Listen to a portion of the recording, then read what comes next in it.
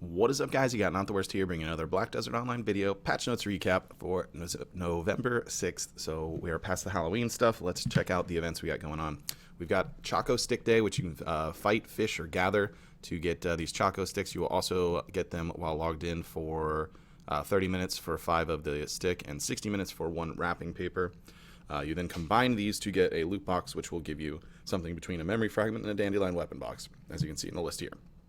So there's that. We've seen these types of events before, so nothing groundbreaking here. We've got Sale and Prevail still going and community event calendar contest. All the Halloween stuff has now ended as well. Content updates. Workers will now benefit from furniture crafting work speed buffs when they're crafting at the ceramics workshop in Glish. Changed Node and Conquest War schedule to be adjusted for daylight savings time. And we have a revamp to Imperial Cuisine and Imperial Alchemy. I'm not going to read all of this stuff because it's long, but essentially what's happened is they've completely revamped the Imperial delivery setup across the board to make it make more sense. So now you have categories of all these things you can make to be an apprentice cooking box, as opposed to, like, you know, boiled bird egg box previously.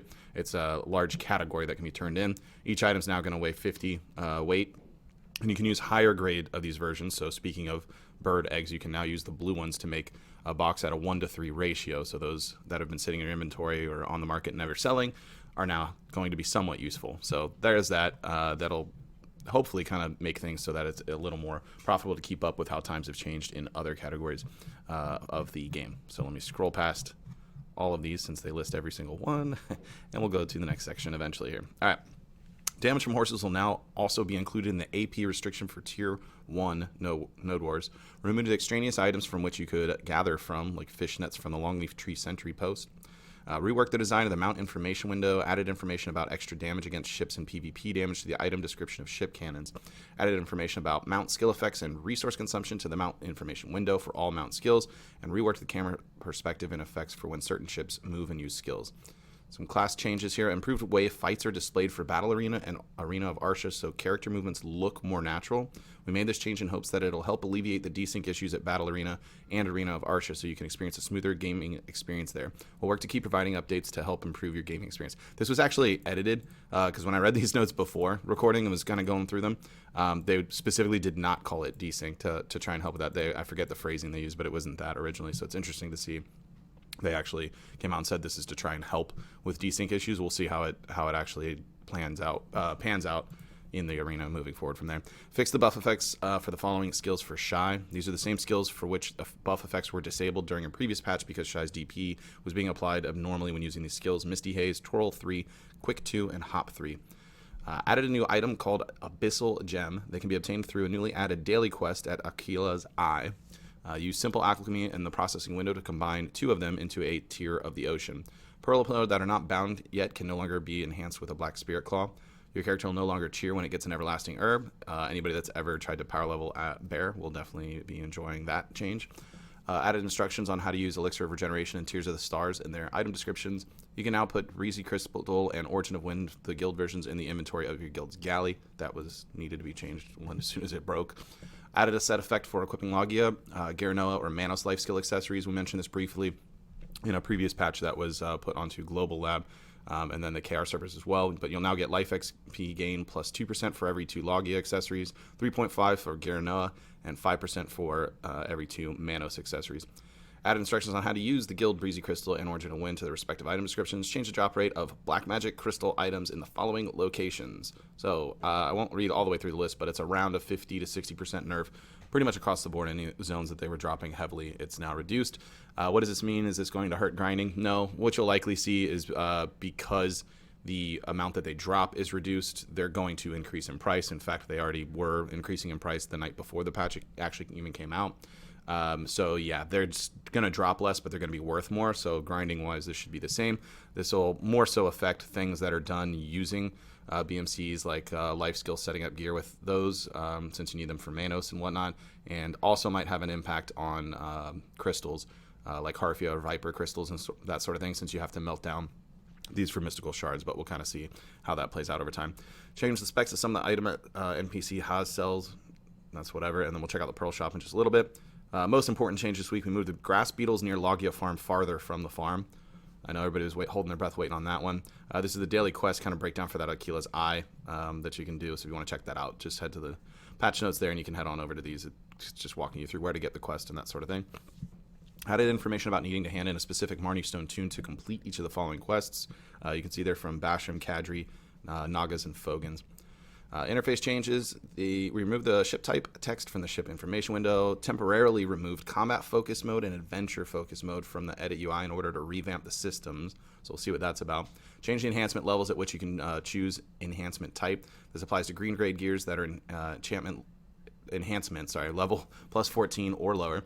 Change has been made since the probability of successfully enhancing plus 7 to 8 weapons and 5 to 6 defense gear are down the same. Before it was 7 to 14 on weapon and defense gear, 5 to 14 now, 9 to 14 on the weapons, and 7 to 14 on defense gear. We'd worked to the design of the adventure log window. You can now assign hotkeys to open a campsite. Progress meter measuring your horse's skill mastery when they're connected to a wagon is now circular. Adjusting the UI scaling when UI scale is set to 100 and when vertical screen resolution is under 860. Resolved issues, there's a ton this week. It's a whole half a page of them. The ones of note that I had was, of course, the graphical fix issues with classes as usual, and fix the issue where the forward guard effect would occasionally not work when moving backwards while in awakening mode on the archer from there. But there's a ton of other stuff that they did here. It just looks like things that are kind of piled up, mostly graphically. So let's take a look at Pearl Shop update. We've got this bad boy here, the Golden Hedgehog pack, 5,900 pearls. You'll get yourself a Golden Hedgehog premium outfit box, a value pack, Blessing of Commissylve, and a Book of Combat as well. If you don't have a Hedgehog, this is not a bad pack, especially if you don't have a Hedgehog and you wanted to get a costume for your character anyhow. Not terrible. Won't be buying it myself because I don't need some of these things in general, and I'd rather use pearls on other things as they pile up. Double Ghost Fee pack, also pretty solid if you're trying to upgrade your pets as well. You can exchange these with any other pet except for the Young Crimson Dragon as well. They have a higher increase in the tier exchange than a regular pet would when you like slam two of the same type together. These have a little bit higher odds of upgrading. We've got the event that comes around, I guess limited, it's being titled. The weight limit plus 250, that's there. Do recommend that if you're heavily into this game and want to spend some pearls since it doesn't come around all the time and it's super, super useful if you need it. We've got the long-awaited Dark Martial premium set for Musa that has been desired for a very, very, very long time by Musa players around, and you can see why it looks pretty cool. We've got your first value pack special. This is for new players only. You have to be able to new player in order to get it. But for 1,500 pearls, which is usually the price of just your value pack, you'll get the value pack along with a pet, the Naughty Dog, and then 5 Elion's tier, which are kind of whatever, but they exist. So we've got Bikini and Swimsuit Beach Party Pack just in time for winter to be coming around. So the swimsuit is at 3,700 pearls and the bikini at 4,700 pearls because boobs. So there's that. You'll get the summer box, the deluxe swimsuit box, a Murph's palette, and appearance change coupon. Same thing for the bikini version, but the girl boxes instead. We've got the marine set out and around on sale here, so there's that. There's also underwear with it, which is this sexy beast right here wearing that, and then with chicks, it's fishnets, so that exists again. Terminae outfit set, which feels like it comes out so often every year that it's like not very exclusive, which is how they used to market it. Super exclusive. Marine romance outfit set also there, and that's it for those. Lots of costumes and stuff. Black Magic Crystal update will be interesting to see how that is, and then also I'm going to be trying out some Imperial cooking myself since I used to do that, and I want to fool around with the new stuff, so that'll be happening later on this week. That is going to be it for this video. If you are new to the channel, be sure to subscribe so you get notifications for new videos that are going live. If you did enjoy the video, be sure to like it, and if you want to catch a live stream, you can head on over to my Twitch page. There is a link in the description below. Drop a follow there. Currently, my set schedule is Friday, Saturday, Sunday for those, with a big enhancing stream on Saturdays. And then moving forward, we had a lot of fun on the last one. It was like a birthday thing. However, we got a little too crazy with the alcohol, so I didn't quite make it to stream on Sunday, so won't be doing that again. But, you know, it was a birthday. We had to go a little extra wild for that one. With that said, it's going to be it for this video. I want to thank everybody for watching, and I will see you next time.